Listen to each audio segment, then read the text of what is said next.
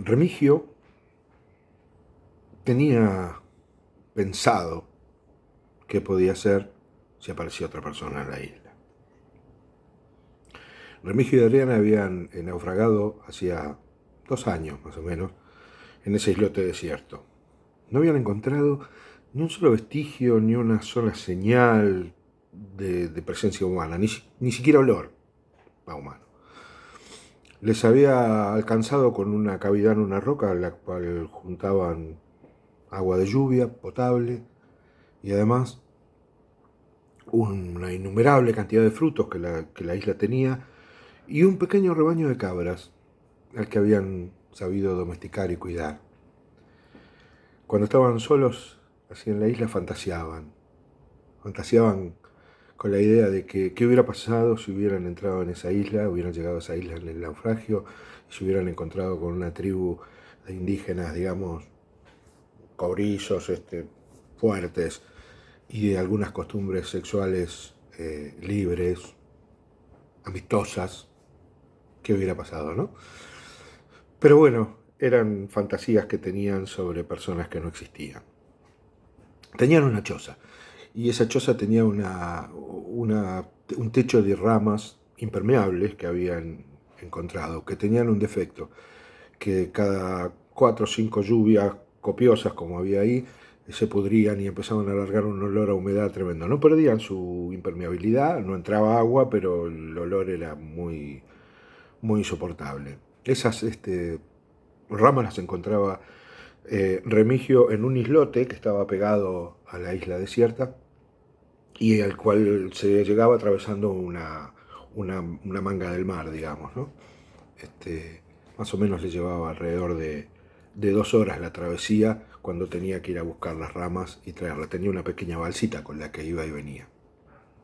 En ese viaje que duraba entre 2 y 3 horas, depende el viento, él pensaba seriamente en la idea de qué pasaría si alguien más venía a la isla. Por ejemplo, si la que llegaba era una mujer. Esa era una idea que a él no lo inquietaba demasiado, no lo preocupaba demasiado. En todo caso, la preocupación la iba a tener Adriana, no Remigio. Si quien llegaba era un matrimonio, la cosa era distinta, eso lo inquietaba un poco. 4 personas en una isla pueden ser poquito o mucho, depende cómo uno lo mire.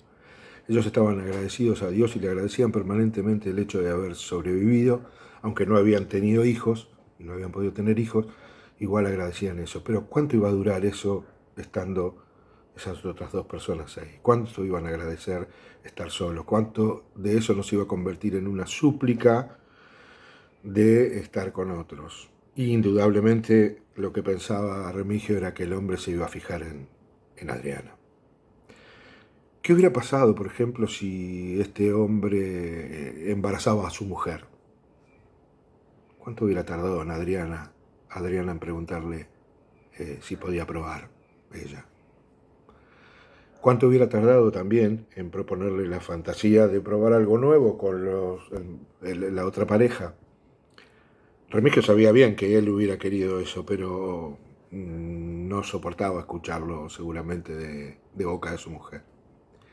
Si fuera un hombre solo el que arribaba a la isla, no tenía, pero ninguna duda Remigio. Lo iba a matar. Lo iba a matar. ¿Cuánto tiempo transcurriría hasta que ese hombre, a pesar de ser bien recibido por ellos, empezara a desear a su mujer, Adriana? ¿Y cuánto tiempo pasaría en que ese hombre no quisiera matarlo a él? Entonces no había que darle oportunidad, había que matarlo. Sin duda. Y tenía pensado cómo. Desde el momento que él regresaba de la travesía de buscar las ramas, desde el lugar donde dejaba la barcacita esa hasta la choza había alrededor de 2 kilómetros.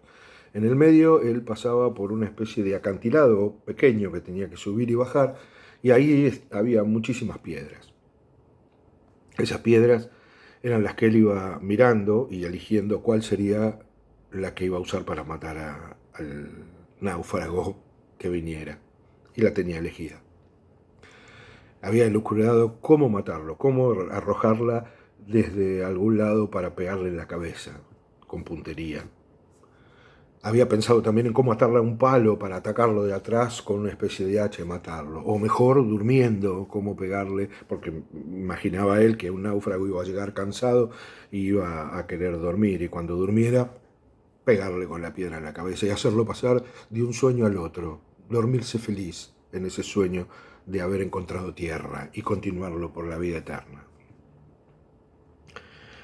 Más o menos desde donde terminaba el acantilado hasta la choza había un camino de arena que tenía unos adornos de piedra alrededor que habían puesto ellos y vegetación.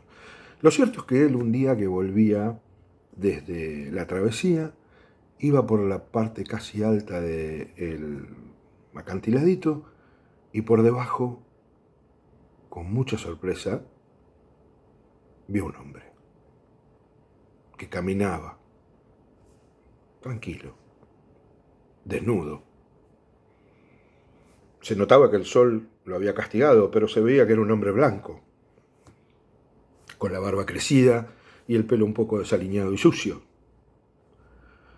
Dejó las ramas y dijo: lo tengo que matar.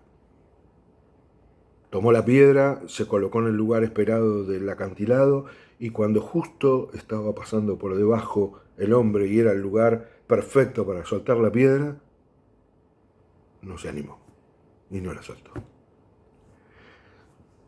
Se perdonó a sí mismo diciendo que no era fácil matar, pero bueno, se consoló diciendo que lo iba a matar durmiendo, que era la mejor forma de todas las que había pensado, que Dios iba a comprender y lo iba a perdonar.